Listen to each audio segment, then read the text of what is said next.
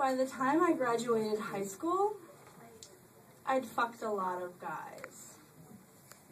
And they weren't the captain of the football team or the class president or the high school bad boy. They were so much better than that. I mean, they were archaeologists and spaceship captains and secret agents. There was only one tiny little problem. None of them were real. When I entered my sophomore year of high school, I became the member of an elite sisterhood. We called ourselves the International House of Mancakes. IHOM for short. And IHOM was, as we described it, an erotic fanfiction writing and role-play group. And we took, like all great secret societies, we took it to the only place where 15-year-old girls could have anonymity at the time, which was the internet, livejournal.com. And IHOM was this password-protected diary on livejournal.com. And in that diary, we would write about our most scandalous sexual exploits. Our most scandalous sexual exploits with fictional men. Or as we called them, our man-slaves. And the man-slaves ranged from like Mr. Darcy from Pride and Prejudice, Han Solo from Star Wars, and then we had like James Bond. And essentially, it was a way for us to do anything we wished with them. In high school, my friends and I were the kind of girls that got to school early to hang out in the library and worked on our homework during lunch. We spent our weekends watching old movies instead of going to parties. We're the kind of girls that got pushed to the side a lot and only raised our hands when we got to read aloud from our favorite historical fiction in class. IHOM consisted of my friends Carrie, Kit, Kelly, and me. Carrie was this like sarcastic, loudmouth, techie girl who did a lot of HTML coding, and she hung out in the photography lab after school. Carrie was obsessed with bondage, and her man-slaves included Dr. Frankenfurter from the Rocky Horror Picture Show and the Marquis de Sade.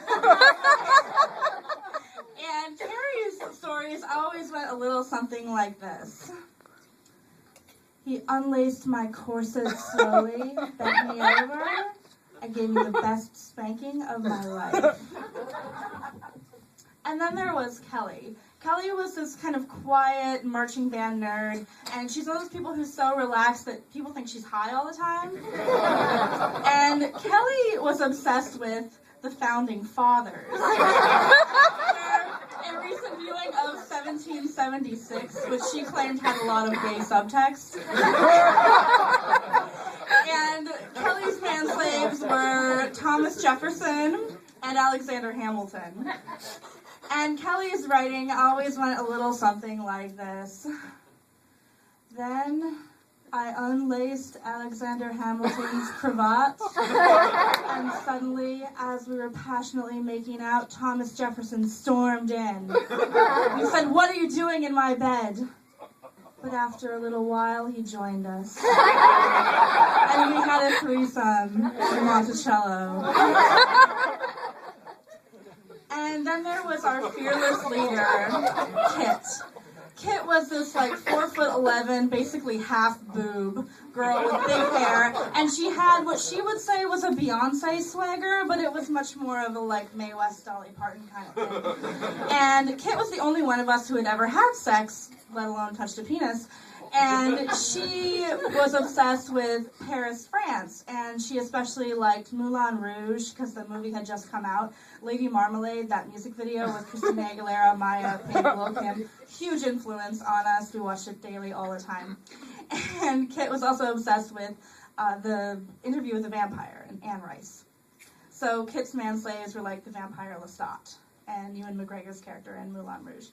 And Kit's writing was kind of exactly the way that she talked. Because, she'd come up to us in school and say stuff like, so last night, I let Dave give me a titty hickey at the fair. And then she'd follow this by writing about her encounters in Paris with Lestat. And it would be like, so Lestat and I, after we got done feeding on the blood of our victims, I pulled down his trousers and gave him the best blowjob of his life. And then there was me. And I, at the time, was really obsessed with adventure, so I was really into, Indiana Jones and the Mummy and any kind of novel set, the Victorian era where they explored ancient Egypt. So my manslave of preference was Indiana Jones. And my writing always went a little something like this. After we got done exploring the ancient tomb, Indy smiled at me. And he did that thing in the Temple of Doom where he cracks the whip but manages to bring you over with it. And he took off his hat and he said, let's give the Pharaoh something to remember.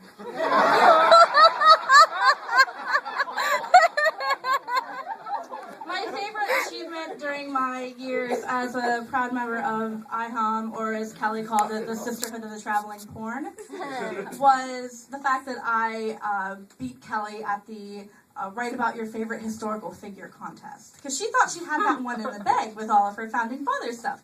But then I came out of nowhere, and I wrote about John C. Calhoun. And let me explain this. In our history class, I was in AP History, of course, and we were learning about John C. Calhoun, who was a Southern politician, and he kept coming up. And he had this picture in the American Pageant, which was the name of our history book, and it was this, oil painting, and he was all backlit, and he was all with dark hair and very brooding looking, kind of like Mr. Darcy. And so I knew that I would write about him. So I beat Kelly by writing about how John C. Calhoun and I had a spirited debate about states' rights, and then we played strip chess, and ended up having sex on top of the table in a library. So take that, valedictorian. And there were a couple of rules about the manslaves that Kit made up. Okay, first of all, no sharing manslaves. It's just gonna get messy. And second of all, no trading manslaves. Someone's just gonna get butthurt and not in a good way. And number one, the most important thing though, is that there are no rules. Have fun, because this is our place, okay? Yeah. So, during our time at IHOM, what I loved the most about it was I would wait till my parents, were asleep at night, and I would go out on the computer and I would live this other life where I could be anyone I wanted, because what people in our high school didn't know was that while we were showing up at the library early in the morning, we were doing it to read up on our favorite historical figures. And when we were doing our homework at lunch, it would be so we had more time to chat on AOL Instant Messenger at night about what we were going to write about. And the reason that we watched old movies on the weekends was because we had to get inspiration, and you never knew where it might strike. I loved IHOM because on the internet, on LiveJournal, I could be a femme fatale or a dominatrix or even a damsel in distress. Because, like Kit said, the number one rule was there were no rules. And we could be anyone that we wanted to be.